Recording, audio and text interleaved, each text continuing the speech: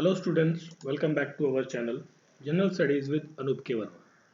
हम लोग कर रहे हैं क्वेश्चन आस्क्ड इन 2023 और ये महीना हमारा चल रहा है मार्च का। तो मार्च के महीने के मार्च के महीने के अंदर जो भी एग्जाम्स हुए हैं उनमें से हम ऑल इंडिया लेवल के जो क्वेश्चंस होते हैं, स्टेट स्पेसिफिक क्वेश्चंस को मैं यहाँ पर हटा देता हूँ। बाकी जो ऑल इंडिया लेवल के स्पेसिफिक क्वेश्चंस होते हैं उनको हम यहाँ पर कवर करते हैं, जो कि आपके अपकमिंग एग्जाम्स में भी काफ़ी ज़्यादा महत्वपूर्ण रखते हैं। ठीक है, तो इस कड़ी में अभी तक हमने फोर्थ पार्ट कर लिए हैं कवर और ये है हमारा फिफ्थ पार्ट। ठीक है, तो फिफ्थ पार्ट की तरफ बढ़ते हैं। तो देखते हैं फिफ्थ पार्ट के अंदर कौन कौन से क्वेश्चन आने वाले हैं हमारे। तो देखिए, फर्स्ट क्वेश्चन है यहाँ पर वैदिक लिटरेचर से है। ठीक है, तो वैदिक लिटरेचर से आपको ये 3 स्टेटमेंट दी गई हैं। आपको बताना है कि ये तीनों स्टेटमेंट्स में कौन सी स्टेटमेंट यहाँ पर करेक्ट है, गलत है या कौन सी सही है। तो देखिए, सबसे पहले स्टेटमेंट में लिखा है वैदिक लिटरेचर जो है वो ब्रॉडली क्लासिफाइड है या डिवाइडेड है दो पार्ट्स के अंदर। बिल्कुल, वैदिक लिटरेचर दो पार्ट्स के अंदर डिवाइडेड है। एक को कहते हैं श्रुति और दूसरे को कहते हैं स्मृति।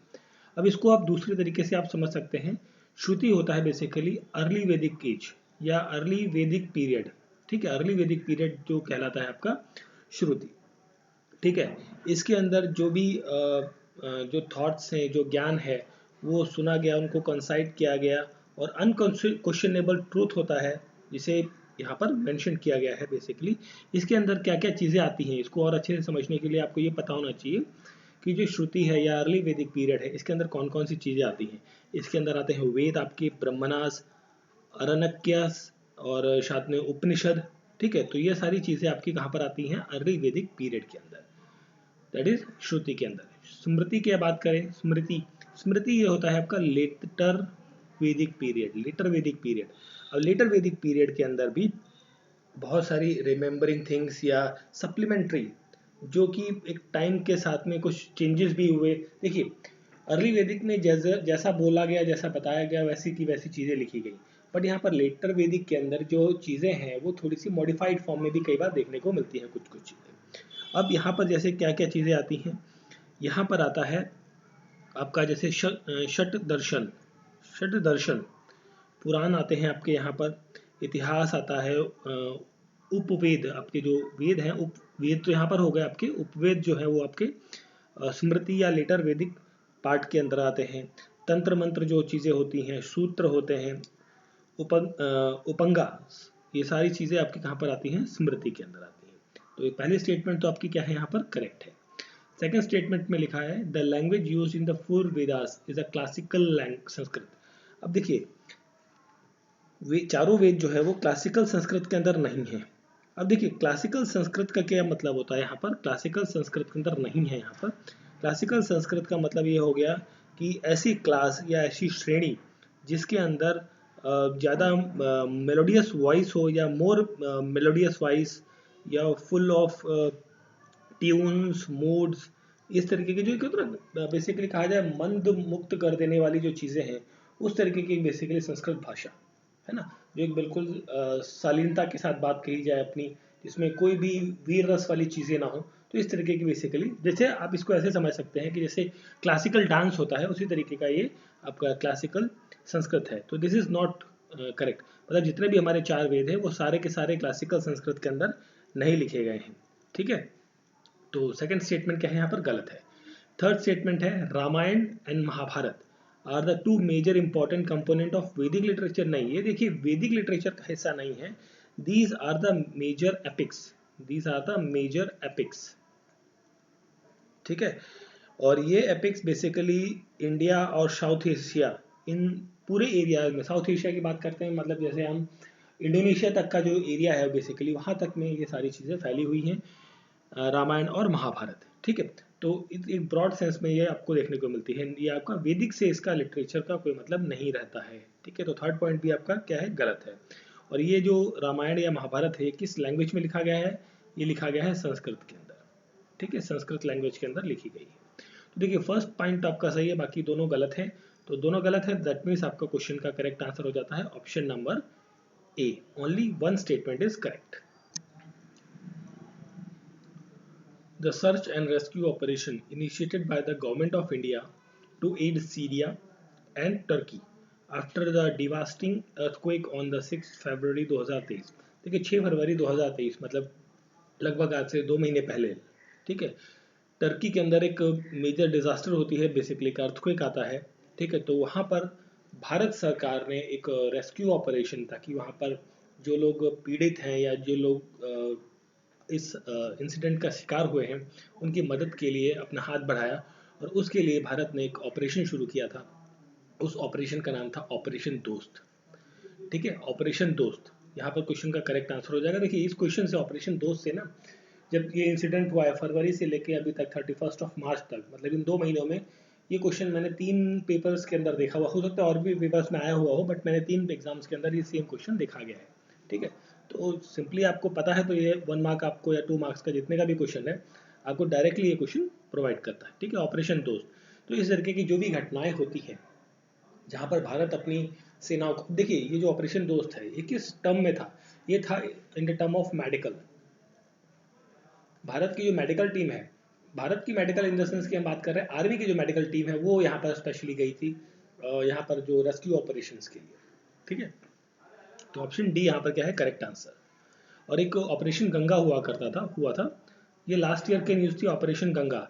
ये किसके लिए था कि जो यूक्रेन के अंदर जो इंडियंस आपके फंसे हुए हैं, क्योंकि because of the war between the Ukraine and the Russia, तो जो ऑपरेशन गंगा शुरू किया गया था गवर्नमेंट ऑफ इंडिया की तरफ से, और इसको बेसिकली किसने शुरू किया था, ये था मिनिस्ट्री ऑफ सिविल एविएशन की तरफ से। और ये जो दोस्त वाला है ऑपरेशन दोस्त, ये आपका हेल्थ मिनिस्ट्री की तरफ से है, ठीक है, मिनिस्ट्री ऑफ हेल्थ की तरफ से ये ऑपरेशन जो है वो इनिशिएट किया गया था।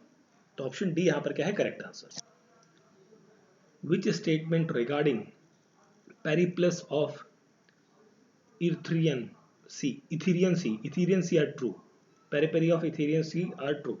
देखिए ये text was written in the Greek, ये बिल्कुल ग्रीक लैंग्वेज में लिखा गया for the trader involve in the mercantile activities, ठीक है, बिल्कुल यहाँ पर आपका मर्चेंटाइल एक्टिविटीज के लिए है। तो यहाँ पर फर्स्ट ऑप्शन तो आपका करेक्ट है। अब देखिए इसके बारे में पहले थोड़ा सा जान लेते हैं, Periplus of Erythraean C.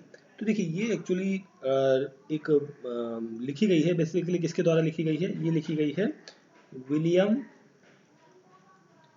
H scoff, ठीक है, विलियम एच स्कॉफ, ये इनके द्वारा लिखी गई है, प्रिंसिपल ऑफ इथेरियन सी, ठीक है। अब ये बेसिकली एक आई विटनेस का काम किया, बेसिकली कि आई विटनेस थे जिन्होंने अपनी एक बोलते हैं ना कि आत्मकथा या बेसिकली अपना एक्सपीरियंस जो है वो इस बुक में लिखा है, और जो ट्रैवल करते हैं अफ्रीका और इंडिया के बीच में वाया रेड सी, जो अफ्रीका है और इंडिया है इन दोनों के बीच में ट्रैवलिंग करते हैं ये व्यक्ति, उन्होंने अपना पूरा जो एक एक्सपीरियंस है वो यहाँ पर उन्होंने मेंशन किया है इस बुक के माध्यम से। और ये ट्रैवल करते हैं वाया रेड सी, लाल सागर के रास्ते, ठीक है। और इस बुक को बेसिकली एक और नाम से भी जाना जाता है, गल्फ ऑफ एडम के नाम से भी इसे जाना जाता है। कई कई जगह या कई बार ऐसा भी हो सकता है गल्फ ऑफ एडम का नाम पूछ लिया जाए, ठीक है, तो या पेरिप्लस ऑफ इथेरियन सी, दोनों एक ही चीज़ें हैं, तो इस चीज़ को ध्यान रखना है। ये एक ग्रीक ट्रेडर थे, तो पहला ऑप्शन तो आपका यहाँ पर क्या है करेक्ट है। नेक्स्ट है सेकंड पॉइंट, तो करेक्ट पूछा गया है ना इसमें, ठीक है। The text survive in the form of 10th century manuscript. This statement is also right. The manuscript has errors and omissions. ये भी आपको देखने को यहाँ मिलेंगे. It was worked of multiple authors. Basically ये जो बुक है ये मल्टीपल ऑथर्स नहीं है, यहाँ पर सिंगल ऑथर है जिनका नाम है विलियम एच स्कॉफ। तो यहाँ पर फोर्थ पॉइंट गलत है, 1 2 3 सही है, that means only 1 2 3 option C यहाँ पर क्या हो जाएगा क्वेश्चन का करेक्ट आंसर होगा, ठीक है। चलिए फिर हम आगे बढ़ते हैं नेक्स्ट क्वेश्चन की तरफ। तो नेक्स्ट क्वेश्चन है the verse of which of the following Sufi saint, verse basically verse यहाँ पर जो वर्षगांठ के बारे में बात करी गई है, सालगिरह के बारे में बात करी गई है। Of which of the Sufi saint are found in the Adi Granth of Sikh, आदि ग्रंथ ऑफ सिख के अंदर। तो यहाँ पर हम बात करें तो यहाँ पर जिक्र होता है फरीदुद्दीन का, दैट इज ऑप्शन नंबर, देखिए स्टेटमेंट 2 जो है वो करेक्ट रहेगा यहाँ पर, तो करेक्ट आंसर यहाँ पर ऑप्शन नंबर डी मिल जाएगा आपको, ठीक है। यहाँ पर नाम दिया गया है निज़ामुद्दीन औलिया। तो चिश्ती घराने के ये चौथे संत हुआ करते थे। कौन? निज़ामुद्दीन औलिया। तो इनका जन्म बेसिकली कहाँ पर होता है? ये होता है बदायूं के अंदर। बदायूं, बदायूं कहाँ पर है? यूपी के अंदर एक प्लेस है बदायूं डिस्ट्रिक्ट, वहाँ पर इनका जन्म होता है और दिल्ली में इनकी मृत्यु होती है निज़ामुद्दीन औलिया की, लगभग 1325 के अराउंड। ठीक है। अपने हज़रत निज़ामुद्दीन औलिया की दरगाह, जब आप दिल्ली गए हैं या दिल्ली में कभी रहे हैं या रहते हैं, तो आपको पता होगा दिल्ली के अंदर एक प्लेस है निज़ामुद्दीन। तो वहाँ पर जो दरगाह है बेसिकली निज़ामुद्दीन औलिया की, ये इन्हीं की नाम पर वो दरगाह बनाई गई है। ठीक है। एंड ख्वाजा मोइनुद्दीन चिश्ती, ये एक लोकप्रिय गीतकार थे बेसिकली, जो अपने गीतों से सूफी शिक्षाओं का प्रसार किया करते थे। जो सूफीज़म की जो शिक्षाएं थी, जो उनके थॉट्स थे, विचार थे, उनका प्रचार प्रसार करने का काम जो है वो थ्रू देयर सॉन्ग्स, अपने गीतों के माध्यम से ये करते थे। ठीक है। और मोइनुद्दीन चिश्ती के जब हम बात करते हैं तो इनकी जो मृत्यु है, डेथ, ये कई बार पूछ लेते हैं इसलिए मैं आपको बता रहा हूँ। इनकी डेथ जो है वो 1236 के अराउंड होती है। और कहाँ पर होती है? अजमेर के अंदर। अजमेर शरीफ दरगाह बेसिकली जो आपने सुना होगा, ये ऑलमोस्ट सिमिलरली चीज़ आपको देखने को मिलती है। ठीक है। ये one of the Khwaja Moinuddin Chishti, ये one of the most famous Sufi saint में आपका कंसिडर किए जाते हैं। ठीक है। तो दैट इज क्वेश्चन है। क्वेश्चन का जो आपका पूछा गया था, आदि ग्रंथ जो है सिख के अंदर जो लिखा गया है सूफी संत के बारे में, वो है फरीदुद्दीन के बारे में। ऑप्शन नंबर डी यहाँ पर क्या हो जाएगा क्वेश्चन का correct answer. For which of the following item Alauddin Khilji sought to be fix the cost.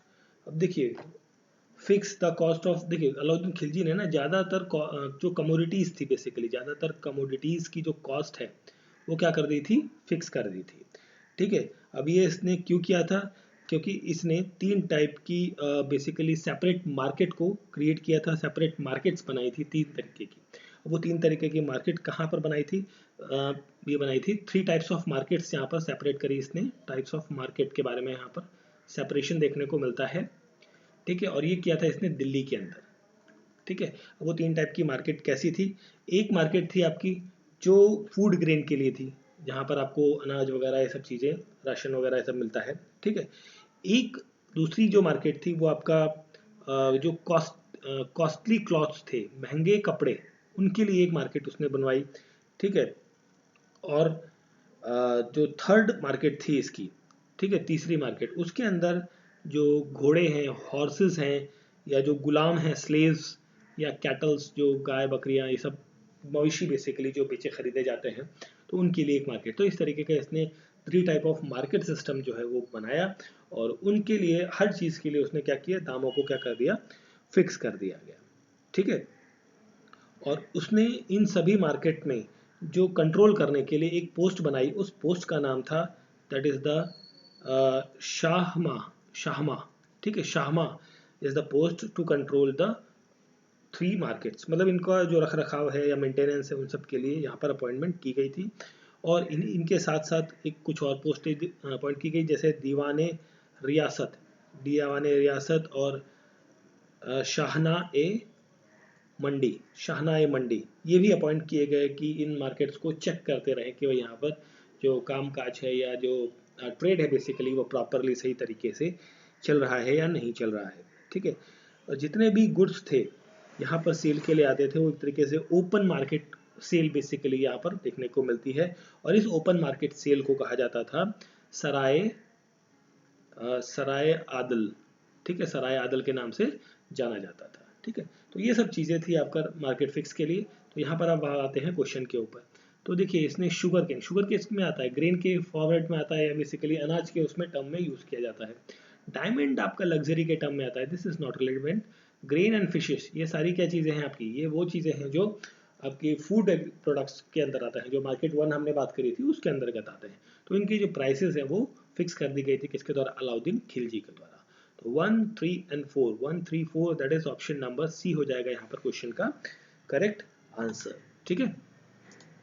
चलिए फिर हम बात करते हैं अगले प्रश्न की तरफ। तो हमारा नेक्स्ट क्वेश्चन है, अब आपको यहाँ पर लगाना है क्रोनोलॉजिकल ऑर्डर में इन चीज़ों को।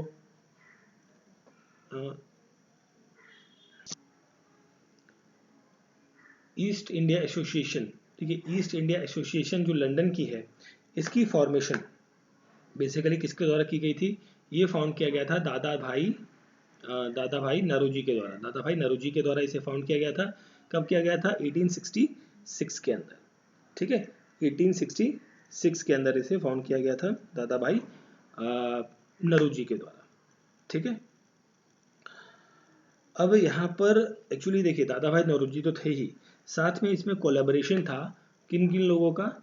इंडियंस का, और प्लस यहाँ पर इंडियंस तो थे ही, प्लस यहाँ पे थे रिटायर्ड ब्रिटिश ऑफिसर्स, जो ब्रिटिश गवर्नमेंट से या ब्रिटिश कंपनी से जो रिटायर्ड ऑफिसर्स थे, उन लोगों को भी इसके अंदर स्थान मिला था। ईस्ट इंडिया एसोसिएशन जो लंदन में खुली थी। बॉम्बे एसोसिएशन की बात करें तो ये 1852 के अंदर फॉर्म होती है, 1852, ठीक है। और इसे नौरोजी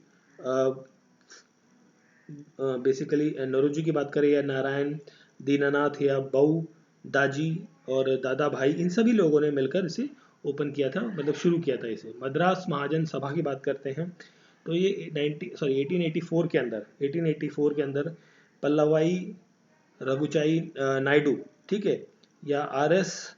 रामास्वामी, तो इन लोगों ने इसे मिलकर शुरू किया था। इंडियन एसोसिएशन बंगाल आपका 1876 के बाद में शुरू होता है, ठीक है। This is the Indian association, ठीक है। और इसे शुरू करने वाले व्यक्ति कौन थे? सुरेंद्र नाथ बैनर्जी और आनंद मोहन बोस, एम बोस या आनंद मोहन बोस और सुरेंद्र नाथ बैनर्जी इसको शुरू करते हैं इंडियन एसोसिएशन को, ठीक है। तो देखिए आपको यहाँ पर मिल जाएगा 2143, ऑप्शन डी यहाँ पर क्या हो जाएगा? क्वेश्चन का करेक्ट आंसर हो जाएगा, ठीक है। चलिए फिर हम आगे बढ़ते हैं नेक्स्ट क्वेश्चन की तरफ। सो हमारा नेक्स्ट क्वेश्चन है, यहाँ पर आपको अरेंज करना है इन इवेंट्स को क्रोनोलॉजिकल ऑर्डर में, ठीक है। तो देखिए सबसे पहले हम बात करें यहाँ पर रेगुलेशन अगेंस्ट द इन्फेंटिसाइड।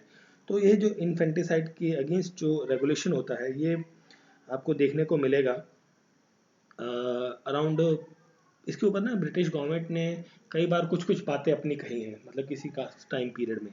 अगर हम यहाँ पर बात करें 1795 के अंदर और 1805 के अंदर, ब्रिटिश गवर्नमेंट ने कहा भाई, इसको डिक्लेयर किया कि जो फीमेल इन्फेंटिसाइड, जो नवजात बच्चे हैं या भ्रूण हत्या जिसे बेसिकली कहा जाता है, तो वो इलीगल है, ठीक है। इस ड्यूरेशन में लगभग इसे ब्रिटिश गवर्नमेंट ने कहा कि this is the illegal practice. Regulation declaring Sati illegal, जो सती को इलीगल डिक्लेयर करने का जो रेगुलेशन है वो कब आता है?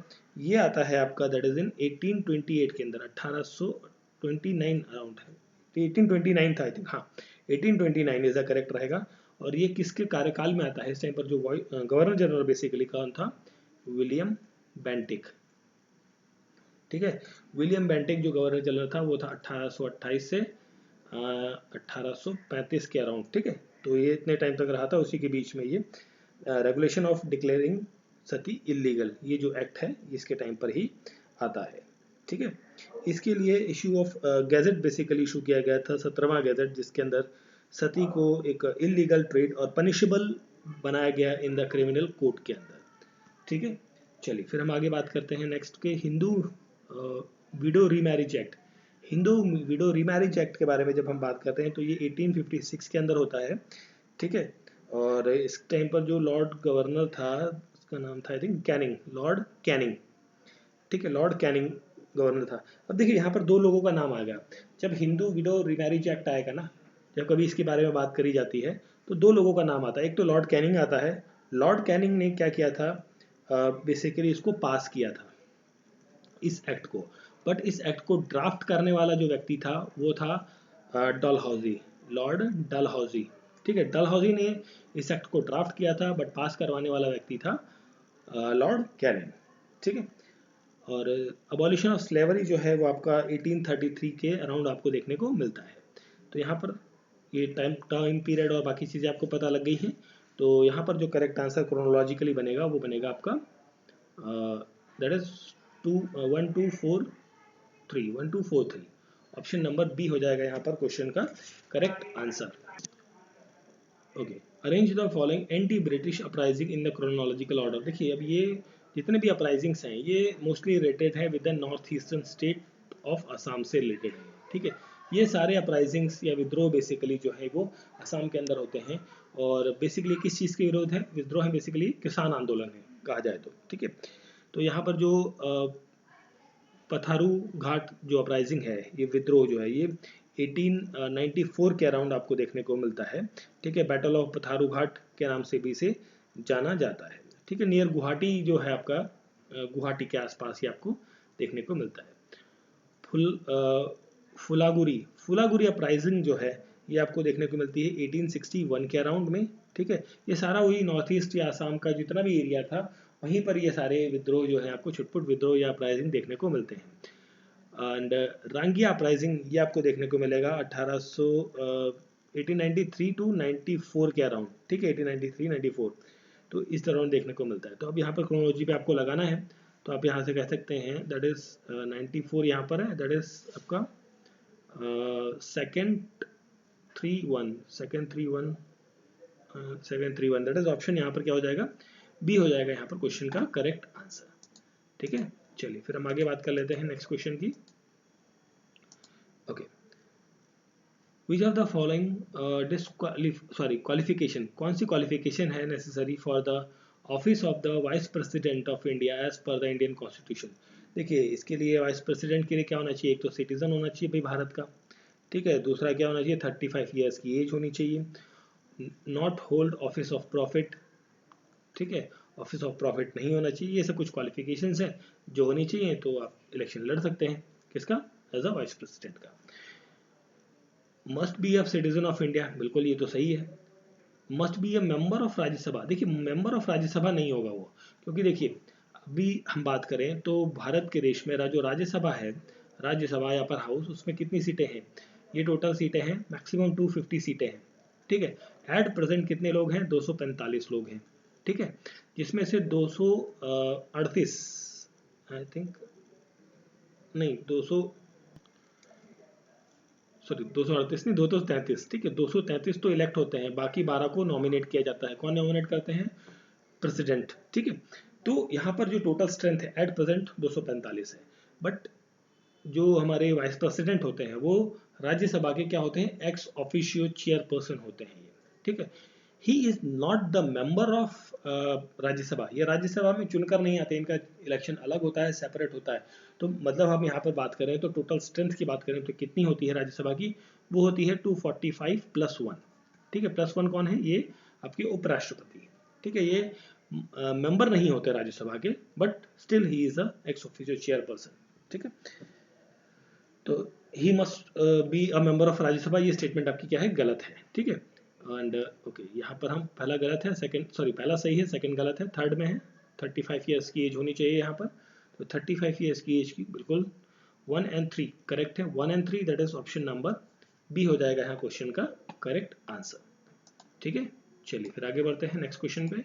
सो नेक्स्ट क्वेश्चन है आपका, which of the following features are regarded as the core feature of rule of law, ठीक है। तो यहाँ पर जो कोर फीचर्स के बारे में बात करें तो जिसके अंदर पूछा गया रूल ऑफ लॉ के लिए कोर फीचर्स कौन कौन से हैं, तो यहाँ पे लिमिटेशन ऑफ पावर्स आपको देखने को मिलेगी, और साथ में देखने को मिलेगी यहाँ पर क्या, लिबर्टी एंड सिविल राइट्स, ठीक है, लिबर्टी एंड सिविल राइट्स। अब ये दो ऑप्शन तो आपके करेक्ट हैं। अब यहाँ पर क्या है ना, थोड़ा सा एक्चुअली थर्ड ऑप्शन, ये वाला जो ऑप्शन है सेकंड ऑप्शन, तो सेकंड ऑप्शन भी करेक्ट है, equality before law is also the correct option, but यहाँ पर जो मैचिंग बना हुआ है, मतलब जो पेयर दिया गया है वहाँ पर 1 2 3 का कोई पेयर नहीं है, 1 2 3 का कोई पेयर आपको देखने को यहाँ नहीं मिलेगा, 2 3 4 दिखेगा, 1 2 3 4 सारे दिखेंगे, बट यहाँ पर पेयर नहीं है। तो जो मोस्ट अप्रोप्रिएट के बारे में बात कर रहा है तो 1 और 3 ऑप्शन रहेंगे, बट अगर जो कोई ऐसा ऑप्शन आपको यहाँ पर मिलता है जिसमें 1 2 3 ऑप्शन दिए होते हैं तो आप तीनों को टिक कर सकते थे, ठीक है। तो यहाँ पर आपको ध्यान रखना है, वैसे ये वाला ऑप्शन भी आपका क्या है, करेक्ट है, ठीक है। तो यहाँ पर क्वेश्चन का करेक्ट आंसर हो जाएगा 1 और 3 that is option number B हो जाएगा यहाँ पर करेक्ट आंसर, ठीक है। चलिए फिर हम आगे बात करते हैं नेक्स्ट क्वेश्चन की। सो नेक्स्ट क्वेश्चन है हमारा, consider the following statement about the Rajya Sabha of the Indian parliament, Indian parliament की राज्यसभा के बारे में हमें बताना है। तो यहाँ पर हम बात करें अगर जो, तो पहले तो हम कुछ चीज़ों को समझ लेते हैं फिर हम बात करते हैं यहाँ पर क्वेश्चन की। तो देखो पार्लियामेंट है, पार्लियामेंट कैसे बनती है? पार्लियामेंट बनती है प्रेसिडेंट से प्लस लोकसभा से प्लस राज्यसभा से, ठीक है। प्रेसिडेंट एक अलग एंटिटी हो गए, मतलब एक अलग दायरा हो गया उनका, मतलब अलग हो गया, सेपरेट। बट पार्लियामेंट में ये चीज़ें आती हैं, तीनों को मिलाकर हम पार्लियामेंट कहते हैं। लोकसभा और राज्यसभा, इनकी कुछ यूनिक फीचर्स हैं, इनकी कुछ स्पेशल पावर्स हैं, प्लस साथ में इन दोनों की कुछ कंबाइंड पावर्स भी हैं। तो हम पहले से थोड़ा सा उन पावर्स के बारे में डिस्कस कर लेते हैं, फिर हम आते हैं इन क्वेश्चंस के ऊपर। तो सबसे पहले अगर जो हम बात कर ले यहाँ पर कि इक्वल स्टेटस के बारे में, इक्वल स्टेटस, किसके इक्वल स्टेटस के बारे में हम बात करेंगे? राज्यसभा और लोकसभा का जो इक्वल स्टेटस किन किन मैटर पर है, कि मतलब किन किन मुद्दों पर राज्यसभा और लोकसभा दोनों का जो अधिकार क्षेत्र है वो बराबर है, ये पहले पे हम बात करते हैं। इसमें हम बात करेंगे कि जैसे कि कोई इंट्रोड्यूस करना है कोई ऑर्डिनरी बिल, सॉरी ऑर्डिनरी नहीं, just a minute, okay, ordinary bill, अगर जो कोई ऑर्डिनरी बिल इंट्रोड्यूस करना है और उसका जो भी पास कराने के तरीके हैं वो आपकी क्या होंगे, उसमें दोनों का, राज्यसभा और लोकसभा का इक्वल राइट है। साथ में ऑर्डिनरी बिल के साथ में आपका कॉन्स्टिट्यूशनल अमेंडमेंट बिल जो है उसमें भी दोनों को समान अधिकार है, ठीक है।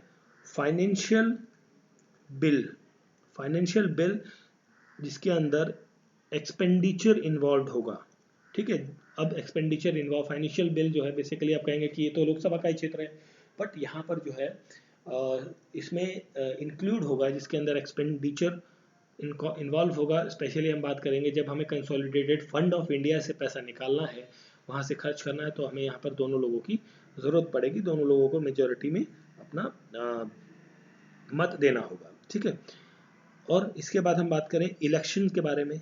इलेक्शन प्रोसेसेस में इम्पीचमेंट ऑफ प्रेसिडेंट या election and removal of the vice president की जो पोस्ट है उसमें भी इन दोनों का बेसिकली देखिए, वाइस प्रेसिडेंट बेसिकली हम क्या होते हैं, राज्यसभा के एक्स ऑफिशियो चेयरमैन होते हैं। इनिशिएट तो राज्यसभा से होगा, बट उनको रिमूव करने का जो प्रोसेस है वो दोनों सदनों से ही होगा, ठीक है। ऐसा नहीं है कि भाई दोनों को बराबर हक है। अब सिंपली ये समझ लीजिए कि वाइस प्रेसिडेंट को इम्पीच करना है तो उसका मोशन तो चलो राज्यसभा में शुरू हुआ, बट इन्वेस्टिगेट करना का काम, इन्वेस्टिगेटिंग जो ऑर्गन होगा या इन्वेस्टिगेटिंग बॉडी होगी वो कौन होगा? लोकसभा होगा, ठीक है। तो मतलब यहाँ पर दोनों के जो राइट्स हैं वो क्या हो जाते हैं, इक्वलाइज हो जाते हैं या बराबर हो जाते हैं, ठीक है। अप्रूवल ऑफ ऑर्डिनेंस, ऑर्डिनेंस को अप्रूव करने का जो अधिकार है वो भी दोनों के पास है।